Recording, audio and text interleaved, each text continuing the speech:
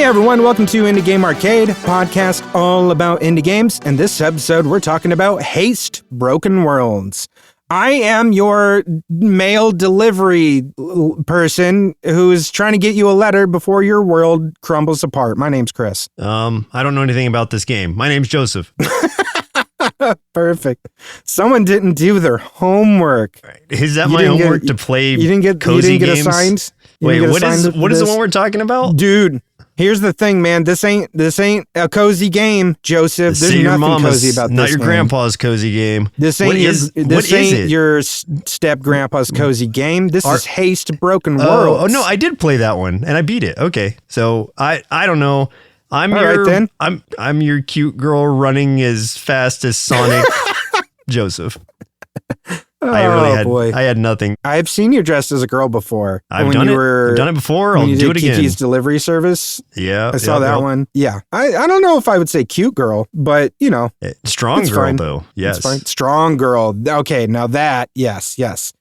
Game start. Haste Broken Worlds released on April Fool's Day, which I didn't know when it was releasing. So when I saw it came out on April Fool's Day, I was just like, nah, this is a joke.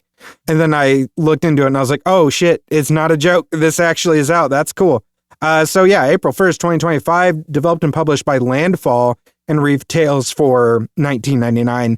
For a quick description, this is a fast-paced third-person running and parkour game where you play as Zoe, an interdimensional mail courier delivering letters. However, the universe is collapsing as she does so, and she doesn't know why. She's learning it through the game.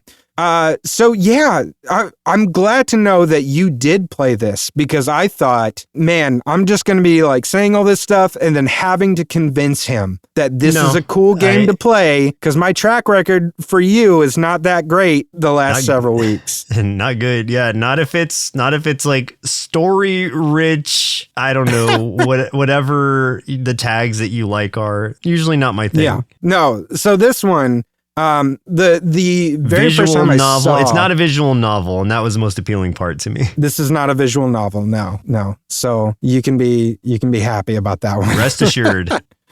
The first time I saw this was actually like this. I saw it before Steam Next Fest. I saw this like a while ago, I think through Blue Sky, and I had wish listed it back then, but then really paid attention to it during Steam Next Fest.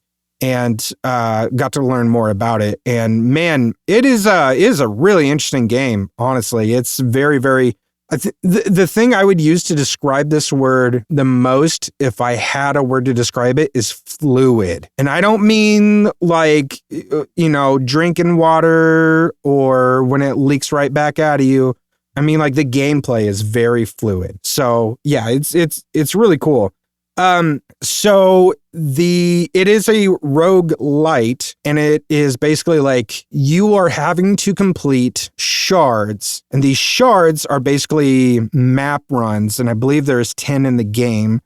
So like when you start a shard, you kind of go through this portal. It's a Slay the Spire looking map layout where you are, picking the route that you want to go. Doing like levels or visiting like a merchant, healing, things like that, all that good stuff. But the main point of this game is gotta go fast. You're not a blue hedgehog, but you're still running really fast. But you also gotta land really well.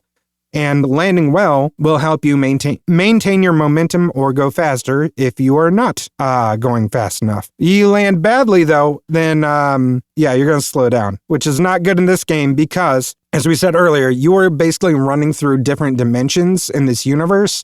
And the premise of this game is that the universe is collapsing. So, like, behind you at all times, the world is literally being corrupted and then falling apart. So like if you slow down or something, it's going to catch up to you. And then, man, it is really, really hard to get momentum back if you get caught in that at all. Also, if you like run into like a tree, a rock or something, it is really hard to build that momentum back up, but it can be done. But I want to ask you, though, what was your experience like with this before we go any deeper? I think it took me a little bit to warm up to the mechanic side of it, just because I was trying to understand it. Like, what am I supposed to do exactly? But because I was thinking, I just need to angle myself right as I press the button, but that's not the case. You have to push it like as close to the ground as you can on a downward slope. So it's like a double pronged sort of approach. Your descent, like as you're like leaping over hills and stuff, you'll start to float, and then you have a button that descends at a certain rate. And so your goal is to try to hit downward slopes. And then as you're about to hit a downward slope, you press the button and like, it'll say you made a perfect landing. And then you'll start to like go faster and faster and faster. And there's stars that can be collected throughout the level too. And so you're trying to like follow those along, because those will also give you some sort of, I think that is what powers up your like snowboard type thing. Yeah, your hoverboard. Hoverboard, yeah. Which you can use to get like a boost for to speed yourself up a little bit. Yeah, so that's like a recovery mechanism if you do get slowed down, or just something to speed up even more if you need to, or as you're going over a large cliff that has a big gap and you want to just make sure you've got enough speed. So there's kind of like a interesting approach to it. Once I got the hang of it though, it became pretty smooth. I didn't have any trouble. I don't even think I ever lost or anything. I think I just like went straight through and beat the boss like the first try. So it's not, at least in this initial demo, was not like difficult, but I guess the most challenging part was just trying to understand how the mechanic worked. But once you do, it does flow very smoothly. Yeah, I agree with you. I feel like there is a bit of a steep learning curve right at the very beginning when you're trying to understand the mechanic of landing correctly. And like you, I was not understanding that at first. And I think I was pressing the button like too quick or like too soon before I really needed to, and was also thinking that it really had to do with the angle in which I was approaching. But really, the angle doesn't matter. It's just that you need to be able to catch it on that downward slope. It kind of became one of those things where I started with just a lot of like okay landings, and you get that text feedback as you're going, like you would in, almost like an arcade style game of like, okay, good, perfect. So it took me, I had started the run, and I think I got about halfway through and I failed, I died. And that's when I was like, I feel like there's something not clicking with this. And once I had died, started over again, all of a sudden, whatever it was clicked. And then I'm like, oh, okay, now I get it. I'm figuring out the, landing those downward slope, things, rolling, getting those perfects. And then I was going like way faster. And when you are going fast, that's when this game is super fun. Especially like with the music in this game. The music is super fast, real crunchy kind of sounding. Just gets you like really hyped up. It's really exciting. What I appreciated was when you go over, so these are like kind of like little self-contained maps. When you go over the edge of them, you are able to like rotate very rapidly to realign where you're about to land. So yeah, that will come into play a lot, and I'm sure like a ton in later levels. But even in like some of these first few, they're like on the boss specifically, there's like these explosions that are just happening all around that you're having to avoid. So it's like, oh, I can't land here because there's literal lava on the ground. So I need to like pivot in the air and move around perfectly so I can go back and like attack the boss. And so there's a lot of momentum in this, but you're not strictly like you're not like completely handicapped by the momentum that you've got going. You are able to move around in the air to some degree, or at least curve yourself in a way that you can figure out where you're about to land. So I would say mechanically, it feels really good to play. And as far as these running games go, I don't think I've played one since Neon White really, but it has, it's not, I wouldn't say it feels like that game at all, but if you are into that kind of like fast paced sort of thing, if you like Sonic the Hedgehog or any Sonic games, think about that. Well, the 3D ones at least, with the added mechanic of make sure you land on the correct angle, or else that's really all that's going to hold you back. But again, not super challenging in the demo that we played, but I bet it will get a lot harder as you go, or as you try to unlock very specific things. I'm sure there's going to be a lot of nuance to it. Yeah, and like I said, so like in the demo, you play through one shard. There are 10 in the game. Oh yeah. So the levels will definitely increase, and like the level of difficulty. And I know that the different shards are like different biomes and things as well, which is kind of cool. Like I think the only other one I can remember is like a snow one or something. Yeah, I don't know what the other ones are like. And there's 4 bosses in the game, even though there's like 10 shards. To me, that I was a little disappointed finding that out, because like I don't know, I would like to see like a different boss for each shard. But I guess like you get some repeat bosses, but like their difficulty goes up quite a bit from what I hear when they do repeat. So not sure how difficult, but yeah. It does feel really satisfying though when you are like on a good streak and you land those, when you land perfectly and you just get that momentum going, like that feels really good. It's got a good kind of adrenaline rush to it. And as these levels proceed, like it started feeling better and better. So I'm looking forward to, if I do decide to pick it up, then I look forward to like seeing what difficulty like it actually offers up and how it can change it in a way that feels like a natural sort of evolution of that game, the game mechanics, and doesn't feel like, oh, this is just like artificially harder now because they're doing, they're throwing cheap things at you. I don't know if you get like extra sort of things for your character that you can do. I bet you will, but I don't know that there was a lot of indication that that's going to happen, or if you're just kind of like, you're running and you have your board. But if it's a roguelite, then I'm sure there's unlockables that will be provided along the way. Well, there is like the shop. I don't know how much is available through the demo when you do get items there. Like I felt like I kept seeing a lot of the same sort of stuff, but there's items that you can buy there.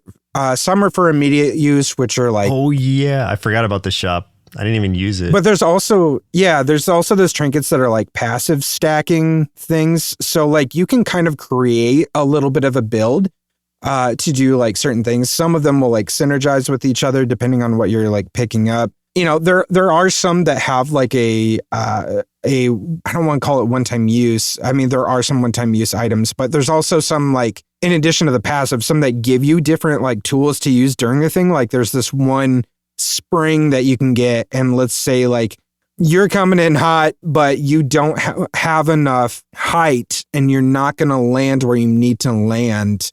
And instead you would maybe just hit, the side of the cliff and fall down. Hitting the side of the cliff is that sucks. Yeah. Because it doesn't just end it right there. You see yourself fall as you crash into the wall. Yeah, it takes a while and it makes you really sad. But like that spring, if you have that equipped and you hit that before you hit that cliff, it'll give you an upward boost really quick. So then you can avoid things like that. So having something like that equipped can really, come in handy. So like there's a lot of different things like that. And that's with those picking up the little star, like the kind of little shard things that you were talking about earlier. So that is some of the stuff that you can get at the shops. And I don't know if there's going to be an expansion to that. I'm assuming there probably is, because I'm guessing it's probably limited, the things that were available in that demo. But it was cool. Like I like having those. And then as far as like a story to the game too, like, I mean, there's the idea of, you're running through this thing while the world's collapsing. You're a mail courier. I was like, why? And why is the world collapsing? When you go to the campfires, which are like, you think of a Slay the Spire, you go to the, little rest area, you can heal or whatever. Here, there's like the little campfire icon. You go there, you walk up to the campfire and it'll heal your health all the way back, which you only have like 3 hearts, by the way. So if you lose those 3, then your run is over. But there's always an NPC there, and you can talk to them, and they will, through talking with them, you'll learn not just a little bit about like that NPC, but you learn a little bit about Zoe as a character, and you learn a little bit about what the overarching story is. So I think that that's really interesting that they put those things in, but it's kind of like you have to sort of seek those things out. You know, like you could just play through this game if you don't need to heal or don't find yourself needing to heal or something like that. Like you can totally like bypass any of the story stuff and just, you know, try to get the best time you can. And that's one of the things we haven't talked about either is each level, there's a rating system too. Like, you know, yeah. I was know, getting A rank, S rank like all that too. stuff. It felt good. Yeah. So there's those. So you could just play through the game like that. But, you know, there's also for those lore nerds like myself, you go there in your journey and talk to people and then sort of piece together this is like overarching mystery of like what exactly is going on with this world. Who am I? What's my part in it? Who are these people?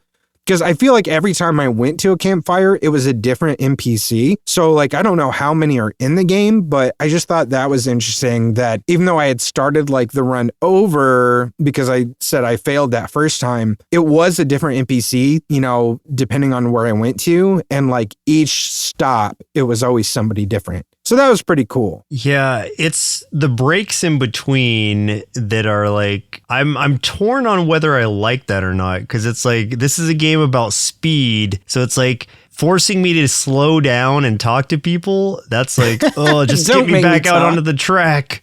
I don't want to just want to run. Do you remember doing the challenges? Because those were, so instead of just going from all the regular levels are you go from A to B. There's always like a portal at the end. You're trying to get to as fast as you can. But then there's also these like challenge levels that you can get to. That's the one marked with the skull.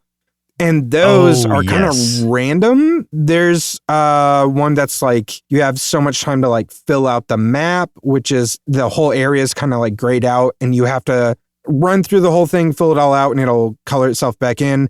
There's the survive for whatever, a minute or whatever, as like just chaos is kind of going on around you.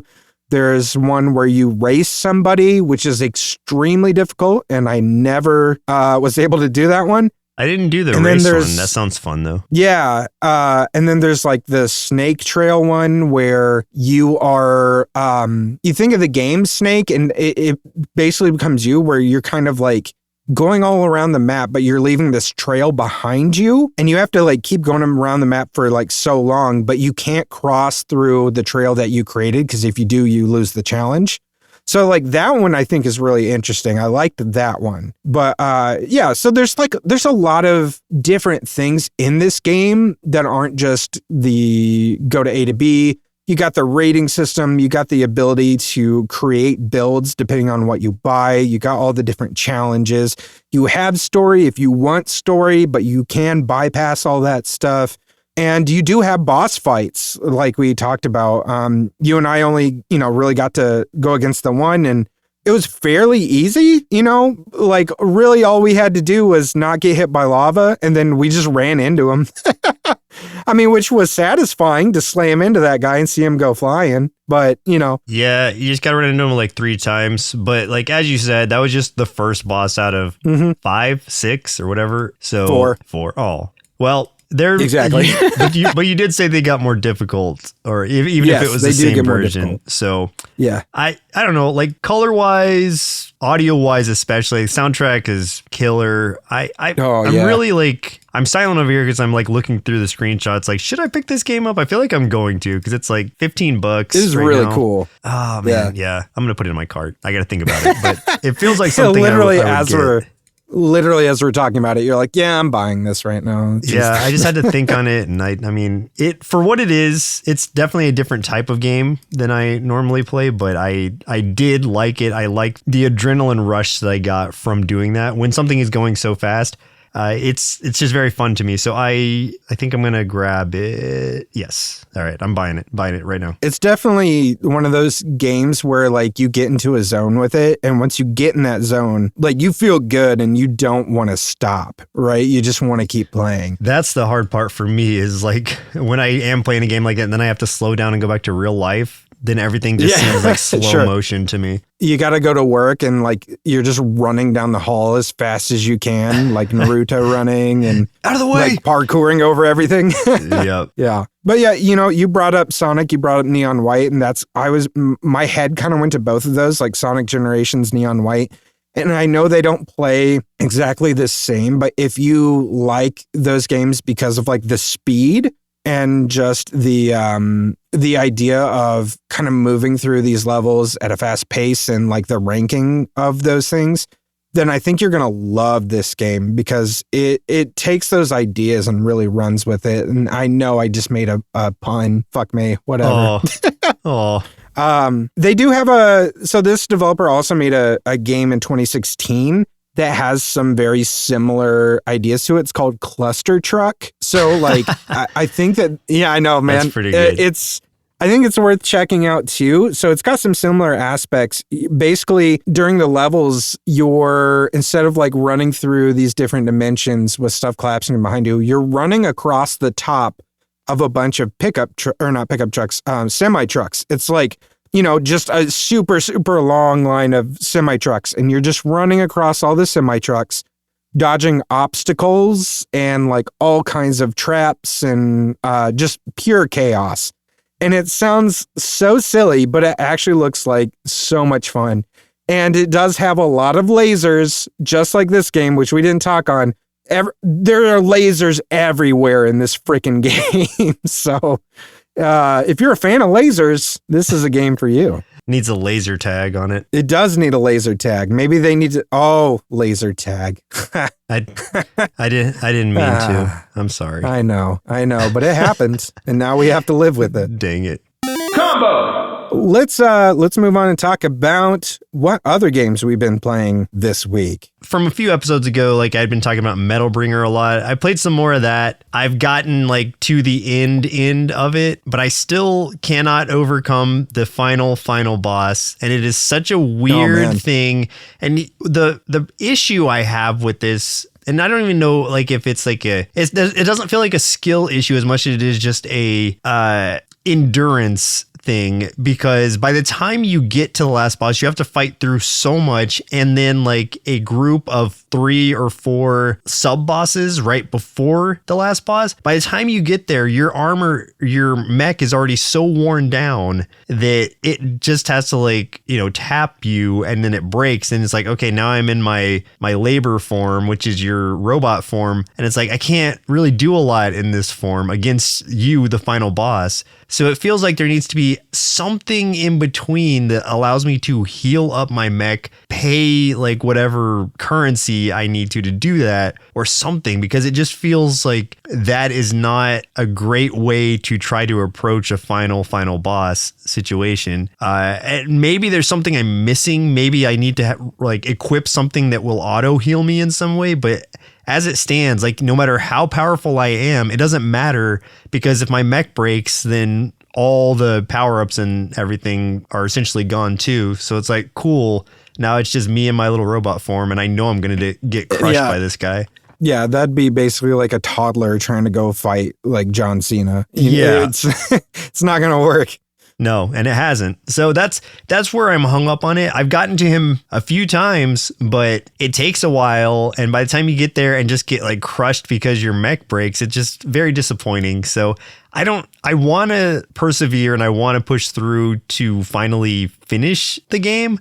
But at the rate it's going, it's like I don't see really any other angle I have, because everything is easy up until that last boss. And then it's like, oh, cool. Just destroying my entire build. I still think it's a good game, but I just want to say like the last boss I'm hung up on that. And I don't know if it's artificial difficulty or if there's just something I'm missing. Next episode, you're going to be still stuck on the final boss of Metalbringer and the final boss of Lone Star. You're just going to be in final boss territory forever. That's where you live. It's a vicious cycle. Yeah. Then you move on to a different game where you'll be stuck at the final boss. Like it'll be the Knock on the Coffin Lid DLC. We'll get stuck on that just one. the way. Exactly. I played a game that was submitted to us by the developer. This is Rosewater. And I had talked about this game, like I brought it up on, I think it was like one of my radar ones several weeks ago. This is a point and click Western from Grundislav Games, and this was released March 27th. Interestingly, I didn't know this till I looked farther into it. It's connected to other games that they have created. Like they have a game called Lamplight City. And in this game, a lot of the characters make reference to like some big disaster that happened in Lamplight City that they had like heard about, read about in the paper. So I'm like, okay, what happens in that other game that, you know, everyone here is talking about it like it's 9/11 or something. Like I'm like interested now and that's kind of clever too, because now that I had no interest in the other game, now I'm like, okay, now I need to know. Anyway, you play as Harley Legere, who arrives in town on the promise of taking on a writing commission for the local paper. And then you end up, through a series of events, you end up within a posse, a good old-fashioned posse, going on a treasure hunt. This is, like I said, it's a point-and-click game. It's not a Joseph game. You'll get upset. But I've already checked out. You're already mad. But no, this feels very cinematic in its story and presentation. Like the writing is really good, like surprisingly good. I went into this, like I was somewhat interested already because I do like point and click games, but I've never played one by this developer. And they've done, I think this is kind of their specialty, is they've done a few like this. And I know that they've been around for a while too. The only point and click kind of games like this that I'm used to are games that are always trying to pay homage to like the LucasArts kind of stuff. So there's always like some sort of comedy, you know, like it's usually goofy. Something like when I talked about Locomotive was it Locomotive? Yeah, that came out several months ago. But this one it's just superb writing all around. So it feels like a Western with like some drama to it. And there's some comedy to be had in there as well. But this is a straight up Western story. Very choices matter. I did something early that got me put in jail, and I met a character that way that I wouldn't have met otherwise. And I think that that's actually kind of cool. It's fully voice acted with 60 characters, which is crazy to me. I love that. And also, if you need any more, like, you know, I'm always open.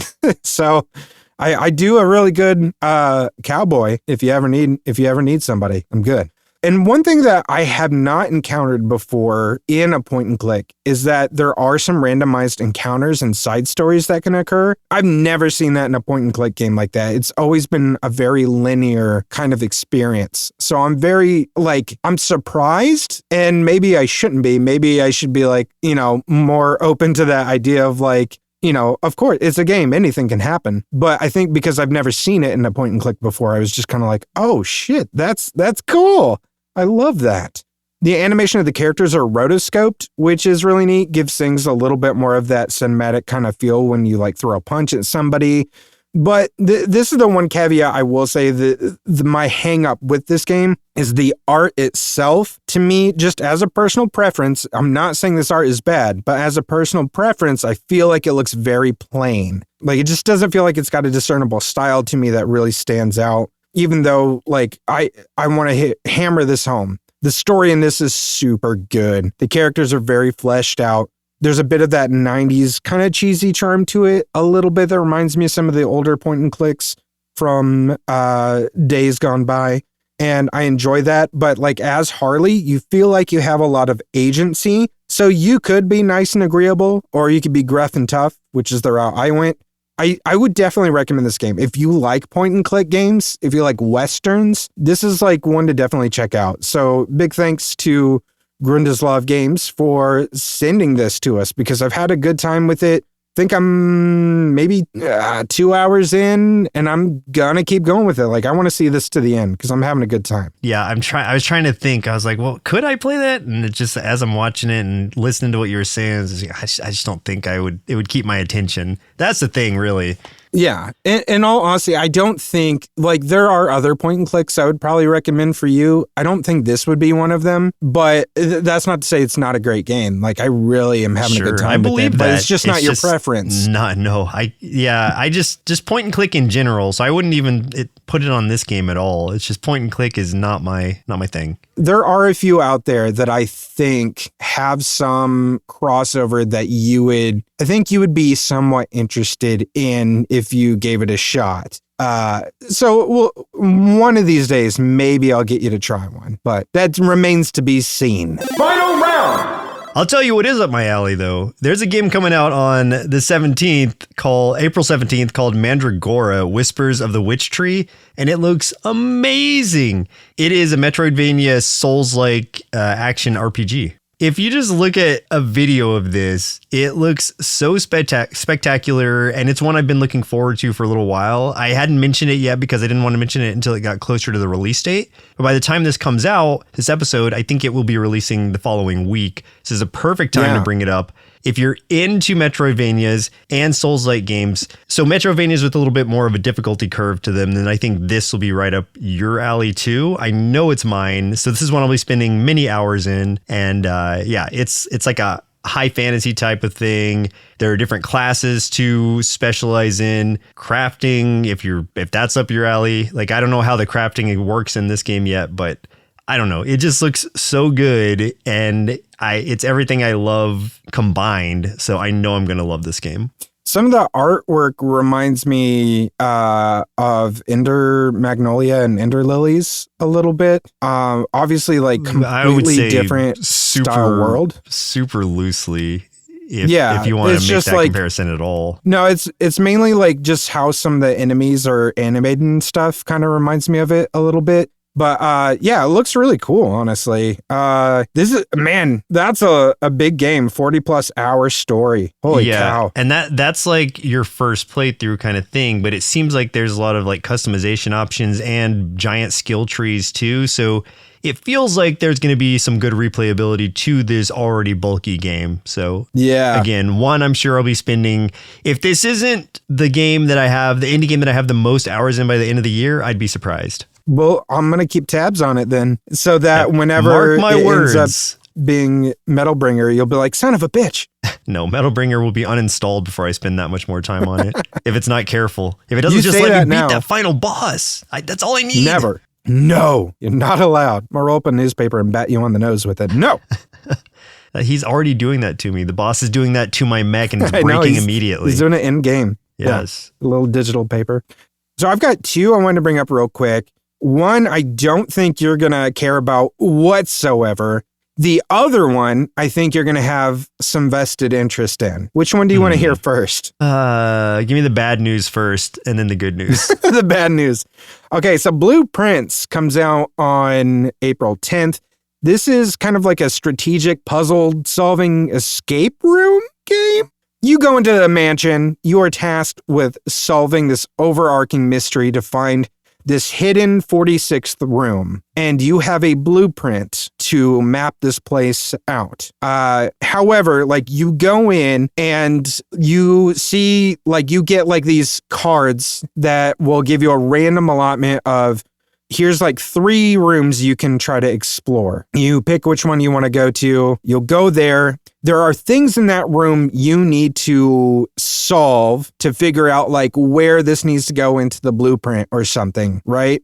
So why do I always pick the games that feel impossible to explain in an audio format? God damn it. You just explore a lot of stuff. There's a lot of things you need to uncover to basically be able to then unlock other rooms, right? There's 45 so you're doing rooms. A lot of stuff and things to unlock other stuff and things. Doing stuff and things to unlock other stuff and things. Yes, thank you. You were on the same page with me. Then you'll get to choose, what are the next rooms that you want to explore. So the thing is, you have only so many steps that you can take each day, right? Because this is a roguelite. If you don't manage things right, figure out everything you need to figure out, and there's a lot more nuance to it than I'm explaining, but it's difficult. I'm probably going to play it this coming week, so maybe I'll be able to talk about it a little bit more next week. We'll see. It'll reset the next day, and then the rooms shift around, and you're kind of starting from square one again. So if that sounds super mind-breaking and bending, it is, and I think it's going to be extremely challenging, and I'm really looking forward to it. So that is Blueprints, but it's spelled Prince, not Prince as in blueprints. All right, so that's the bad news. What's the good news? So Promise Mascot Agency comes out also on the 10th. This is one I've been looking forward to forever. This is an open world RPG by the folks that made Paradise Killer. That is one of my favorite indie games of all time. But this world, this game is a world where mascots are living beings, and you are their manager, befriending different mascots to try to help them work out their problems so they keep their jobs, all the while solving the mystery of like what happened to you as the player character, whose name is Michi, who is an exiled Yakuza, and everyone seems to be plotting against him and causing a lot of problems and stuff. It looks absolutely insane, and that is, I think, what has my attention the most is like the different mascots, and they're so weird. I think the one that you partner with first is like a severed thumb mascot.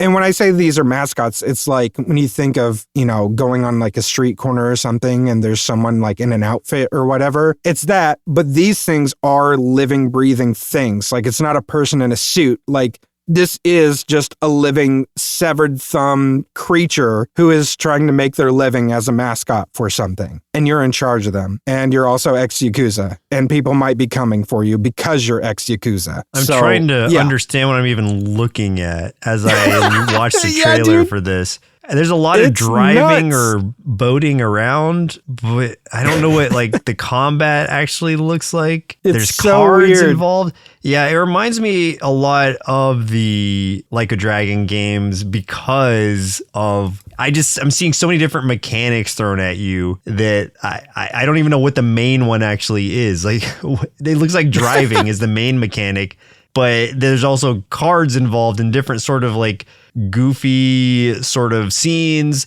Maybe there's combat. Yeah, it's really hard to discern what's going on, but I don't know. Could be fun. I'll add it to my wish list. I'm curious. I don't know what the reason is, but your character always has a broom with him for whatever reason. I assume you're like a janitor or something. And yeah, I don't know. Well, you said you're ex-Yakuza, right? Actually? Yes. Okay. Well, then I have no idea why you have a broom. Yeah, why not, man? Why not? But yeah, it looks absolutely insane. I'm very much looking forward to this. So, yeah, we'll see how it goes. That's coming out again on the 10th. This is from Kaizen Gameworks, the makers of Paradise Killer, one of my favorite games of all time. And dude, Paradise Killer, best soundtrack of any indie game I've ever played. I am so addicted to it. It has permanently changed my algorithm for Spotify. I've listened to it that much. So, God, I hope this game has a good soundtrack to it. Oh, I bet it will. Captain Sign. There's so many different mascots. They're so weird. Tofu. I know. I love how the thumb mascot has like a bloody looking bottom half. Like he's a ripped off thumb. It's so weird. Right? I love it. Yeah. Man, it's going to be nuts. And I can't wait for that to come out. Speaking of things I can't wait for you listeners who enjoyed this episode to do us a favor and share it with someone who loves indie games. See, that was a much better transition than the last episode, right? Come on. Yes. As always, you can catch me playing some of the games we discussed on the show, along with other Let's Play content over at our YouTube channel, which is youtube.com/nerdsloth, and catch hundreds of hours of bonus content for $1 a month by subscribing to the Nerdsloth Treehouse at patreon.com/nerdsloth. We also have an exclusive podcast there, which is the Nerdsloth podcast for those at our $5 tier. And at nerdsloth.com, you can find a link to our Discord, our merch store. You can join our subreddit for Indie Game Arcade, help us post more reviews of indie games so more folks can find games that suit their play style. Like, don't post any for Joseph if they have visual novel in the tag. Like, put on the title, not Joseph game. Yeah, or else you will be blocked. Brackets. Or he'll get so upset, he'll go in there. He's going to dox you. Yeah, blocked and reported for harassment if you send me this visual novels. Plays visual novels, and I'm doxing him. So he doxes me every day because of it. Everybody knows your because address of that, now. Yeah, I know. Game over. That's game over for us. My name's Chris, I'm Joseph. and we'll continue on the next episode. Continue. Indie Game Arcade is recorded and produced by Sloth Creative. If you're looking for more gaming content, head over to youtube.com/nerdsloth. For additional podcasts, go to nerdsloth.com. If you'd like to support the show, there are multiple tiers available at patreon.com/nerdsloth, with hundreds of hours of bonus content from everything we do at Sloth Creative, including bonus gameplay videos of the games we talk about on the show. The theme music for the show is Retro Game Tapes by Audio Lime. If you'd like to get in touch with us, or if you're an indie game developer and would like us to consider reviewing your game, send us an email to podcasts@nerdsloth.com with the subject line Indie Game Arcade.